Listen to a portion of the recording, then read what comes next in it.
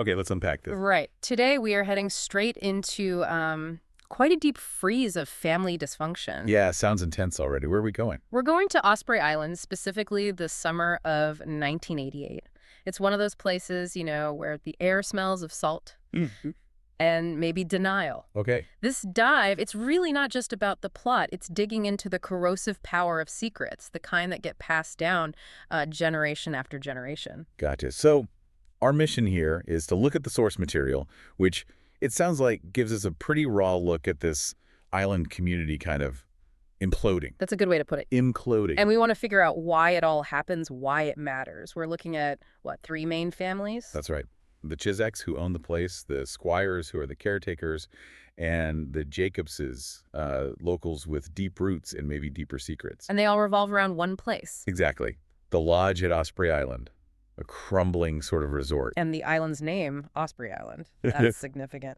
Oh, very. The sources make a big deal of it. The Osprey, Pandion Heliatus, it nearly went extinct, right? DDT crisis. But it came back fiercely. Okay. Survival instinct. Yeah. And the sources even link it to Greek mythology, Pandion's family, Procne, Philomela, Tereus. They were turned into birds, including a hawk, the only raptor. So it's signaling this theme of predators and prey right from the start. Survival of the fittest, maybe? Or maybe just survival requires some pretty harsh behavior. It sets the scene for a place where people feel hunted or maybe do the hunting. Okay, so let's start with the owners, the Chizeks, and the lodge itself. Right. So Bud Chess and his wife Nancy, they run this 100-room lodge. Bud inherited it from his father. But it wasn't always this version, was it? I read something about fires. Exactly. The original, much grander hotel, 300 rooms, burned down back in 1926. Then they started rebuilding, but the skeleton got wiped out by the 38 hurricane. Wow. So the current lodge is built on, like, layers of failure. Literally. It's almost an architectural monument to disaster. But didn't just inherit a hotel. He inherited this legacy of destruction. And how does he run it? Is it, well-oiled machine? Not exactly. It's known for its rustic disarray, which is maybe a polite way of saying rundown. Okay. And the staff contribute to this? Well, yeah, Bud's model is basically cheap labor. He brings in Irish girls as housekeepers, college boys as waiters. And what? Low pay? Rock bottom pay, basically, in exchange for a summer at the beach. So, you get what you pay for in terms of maybe polish. Right. Sounds like Bud's pretty calculated about it, exploiting the transient. That's the core insight, I think. He maintains the family wealth by keeping costs down, even if it means exploiting vulnerability. And does that attitude extend to his own family? You mentioned his daughter, Susie. Oh, absolutely. Susie returns that summer, 1988, with her little girl, Mia, who's 6. Why does she come back? Only because her parents offer a rent-free summer. She needs a place to stay. But there's this huge, unspoken grudge between them. Decades of it. What's the grudge about? Susie is totally convinced, deep down, that her parents would trade her life for her older brother's in a heartbeat. The one who died. Yeah, chairs. Killed in Vietnam, she feels like the second choice, the leftover. And her parents' actions kind of confirm that for her. It seems so. They give her and Mia this tiny, undesirable room overlooking the parking lot. Not exactly a warm welcome home. So the lodge isn't really a refuge for her, even though it's her family home. No, it's just temporary housing. Conditional. It really highlights the sort of emotional poverty within the Chizek family itself. Okay, so beyond the owners, let's look at the people who actually keep the place running. Or maybe not running so well. Right. Let's talk about the maintenance guys. Okay. We have Roddy Jacobs returning after a long time away. Yeah, 20 years, right. 20 years. He's hired alongside Lorna Squire, who's the year-round caretaker. And Roddy's return. Yeah. It stirs things up. Why was he gone so long? Well, the official story, the family story, is conflict over the Vietnam draft. His father was furious he burned his draft card. But his mother supported him. Yeah, his mother, Eden, she encouraged his resistance, called it a filthy, wrong, horrible war. Deep division there. But you mentioned secrets. There's more to Roddy's story. There is. He comes back with this large scar on his side. And he tells Susie, who he starts getting close to, that it's a war wound. But it's not. Nope. The truth is much messier. He did volunteer, but then he fled. Deserted, basically. Wow. So the scar. He got it in a bar fight in Tucson. Some veteran called him a traitor, a coward, and things got ugly. So he constructed this whole identity, a broken hero. Yeah. to cover the shame. Exactly. The lie became his shield. It's fascinating, isn't it, how people build these defenses? Yeah. And what about the other maintenance guy, Lance Squire, and his wife, Lorna? Right. Lance and Lorna Squire, they live year-round in one of the cottages. Lance is, well, often drunk, but he somehow manages the maintenance, though maybe not very well. And Lorna. Lorna's the head housekeeper, but her story, like Roddy's, is wrapped in denial and, frankly, coercion. How so? What's her secret? The sources are pretty clear here. When Lorna was just 17, she intentionally got pregnant by Bud Chizek. By the owner, Bud. Yes, she actually lost that baby, sadly. But she used the situation, the pressure, to force a marriage to Lance Squire. Why? To escape something. To escape her strict parents, Art and Penny Vaughn. So she traded one kind of control for another, maybe, and she was never really free of Bud's influence or the lodge. And this pattern continues with their son? Their son, Squee, yeah. Roddy's mother, Eden, she drops another bombshell later. She reveals that Lorna confessed to her years ago that she wasn't even sure who Squee's father was. Oh, wow. But she told Lance it was his. She swore it was Lance's, yeah, to avoid hurting him, maybe, or just to keep the peace. But here's the kicker. Lance apparently denied his paternity since the day Lorna told him she was pregnant anyway. So just layers upon layers of denial. It's not just drama, is it? It feels like a cycle. It absolutely is. It shows how people, especially those without much power or money, are almost forced to rely on these lies just to keep things stable, even if the stability is built on sand. And inevitably, that sand starts to shift. Yeah. Which brings us to the fire. The fire, yeah. Lorna dies. The laundry shack, which everyone knew was a fire trap apparently, goes up in flames incredibly fast. And because? Officially, a dropped cigarette. They say she fell asleep drunk on the couch while smoking. Okay. Seems plausible, given what we know about the stress she was under. But how does Bud Chick react? Pure calculation. Not grief, not shock, really, just damage control.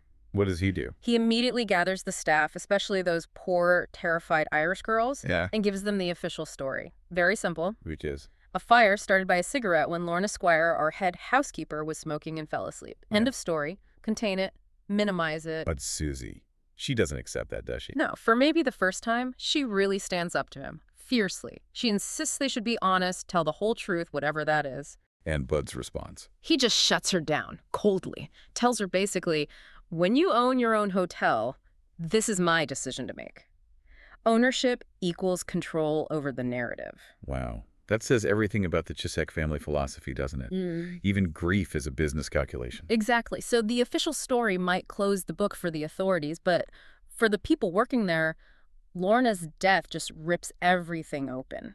How so? What happens with the staff? Well, Bridget, one of the young Irish housekeepers, she immediately gets involved with Lance, the newly widowed, grieving Lance. That sounds volatile. Extremely. It's described as crude, almost desperate, and it ends horribly.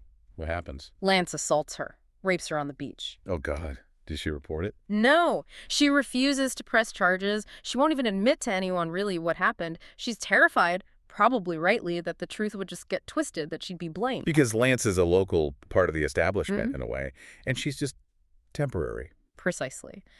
Meanwhile, her friend, Peg, another housekeeper, sees what's happening. She becomes incredibly protective of Squeeze, Lorna, and Lance's son. She sees the danger Lance poses. So the trauma just ripples outwards. Yeah. And amidst all this chaos, what about Roddy and Susie? Well, in the middle of this complete breakdown, they fall into this affair. It's described as urgent, necessary, and totally inappropriate. A way to cope. They even admit it themselves. They say they're just band-aiding themselves, finding some kind of release, some refuge from the madness surrounding them. But their connection brings up more past trauma, doesn't it? It does, and this is crucial. During one of their secret meetings, Susie confesses something she's probably held onto for years. Where's that? She tells Roddy she lost her virginity to Lance Squire in the ravine behind the lodge when she was just 16. 16, with Lance. Yeah. But later, Roddy's talking to his mother, Eden, about everything that's happening, and he mentions this. And Eden, she reveals the horrifying truth. What does Eden say? She clarifies that encounter wasn't consensual, it was rape. Lance raped Susie when she was 16. My God. So Susie had been carrying that terror for 2 decades, maybe without even fully naming it herself. It seems like it. And that revelation, it completely shifts things for Roddy and Susie. Their affair, it's suddenly not just about escape anymore. It becomes about protection. Yes, radical protection. Yeah. Suddenly, the need to protect Squee, Lance's son from Lance, becomes absolutely paramount, urgent. And that urgency is needed because Lance, he suddenly wants his son back, the son whose paternity he denied. Isn't that something? The man who denied him for years suddenly demands custody now that Lorna's gone. It forces this massive confrontation. Which leads to the climax. Where does it happen? It all comes to a head at Eden Jacobs' house. Roddy's mother, she's really the only character who seems to have a solid moral compass in all of this. Okay, what goes down? Lance, drunk and furious, speeds over Eden's house to grab Squee. Roddy has Squee in his car trying to get him away safely. Lance basically rams his truck into the side of Roddy's car, right there on Eden's front lawn. It's chaos. And Eden, what does she do? Eden, this quiet woman known for building nesting platforms for ospreys, she reacts on pure instinct, protective instinct. No. She goes inside and gets her late husband's shotgun. Oh, wow. Was she going to shoot him? She confronts Lance. He's drunk, yelling, even daring her to shoot him. The sources say she's pointing it at his chest, uncertain.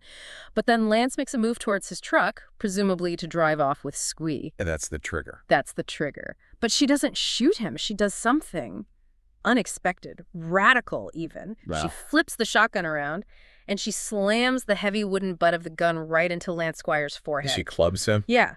With incredible force. The source material compares it to the force she'd use bringing an axe down on a chicken's neck. It's brutal, but it's protective, non-lethal. She incapacitates him, stops the immediate threat to Squee. That's an incredible image, a radical act of guardianship, like you said. It completely breaks the cycle, at least for that moment. The denial, the enabling, it stops. So what's the immediate aftermath? Well, Lance gets taken in by the police. Drunk and disorderly, assault, reckless endangerment, the works. And Squee. Roddy and Eden get temporary, unofficial custody. There's this image of Squee with a bandaged arm, wearing Roddy's cap, finally looking somewhat safe. And the lodge. Yeah. The summer season. Total disaster, as you'd expect. Guests leave, staff quit, there's restraining order involved. The whole thing implodes. And Susie, does she stay? No, it's all too much. She was briefly made temporary head housekeeper after Lorna died, but she abandons that. She takes Mia and just leaves, heads for New York. So everyone scatters. Pretty much. The ending focuses on Squee, safe for now at Eden's house with Roddy. He's laying down playing cards. And outside. Outside, fireworks are going off in the dark sky. It's presumably the 4th of July celebration, relocated after all the chaos at the lodge, it feels like. Maybe a new, very fragile chapter is beginning. Built not on blood ties necessarily, but on choice and shared wreckage. Wow, what a summer. When you pull back, what's the main takeaway from this whole deep dive? I mean, it's just the sheer power of denial, isn't it? Roddy denying his past, Lance denying paternity, Susie maybe denying her own trauma for years, Bud denying any real responsibility. The whole island seems built on it. It's like a pressure cooker. Secrets layered on secrets. People forced to construct these elaborate lies just to survive their own histories, their own families. Thinking back to the beginning, the Osprey. Right. The Osprey, the bird the island is named after. It survived near extinction, partly because of human help, right? Eden's nesting platforms were key. Yeah. So considering how destructive and predatory the human relationships are on this island, it really makes you think, doesn't it? It leaves us with a question, maybe for you, the listener, to ponder. Like that. What does it actually mean when the natural environment, the birds, seem to find more safety and refuge, even through human intervention, than the human children find within their own families?